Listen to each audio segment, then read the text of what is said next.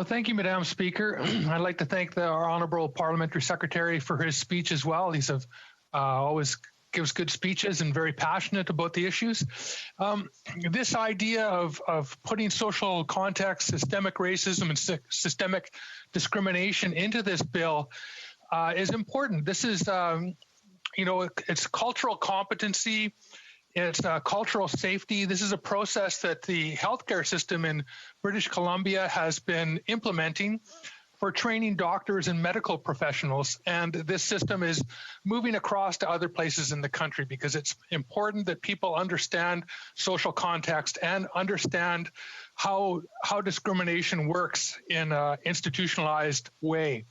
So my question to the honorable member would be, what other areas under federal jurisdiction would you see this kind of cultural competency and cultural safety implemented to train people, to educate people, for instance, really with Indigenous people in this country on the systemic racism that they face and the colonial history that they've had to deal with? Parliamentary Secretary.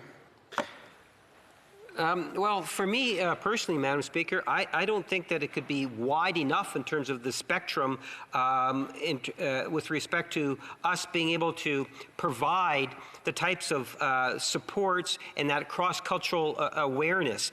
In fact, during the early 90s, when I was in MLA, it was the Manitoba Intercultural Council, I believe, that provided a report on combating racism, and their conclusion, at least in part, one of the recommendations was saying cross-cultural awareness is best achieved through education in the broader sense, and I still believe that today.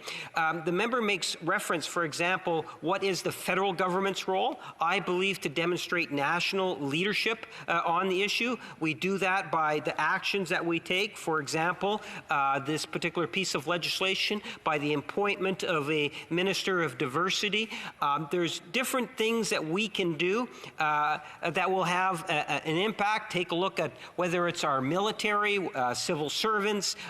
We're today talking about the judicial system. I think there's all sorts of things that the government can do. And not only is it important to take it into consideration for legislation, but in addition to legislation, we should also be looking at monetary ways of doing things and just working with other jurisdictions and appealing to them. The healthcare is an excellent example. We had an incident in the province of Quebec when I was in MLA a number of years ago. We had an Indigenous person that sat in an emergency that had been deceased for like hours. I can't recall the exact number of hours, but I believe it was 20 hours or something of that nature, 20 plus hours. Mr. Harper sat in an emergency there. He had passed away. No one had noticed he had passed away.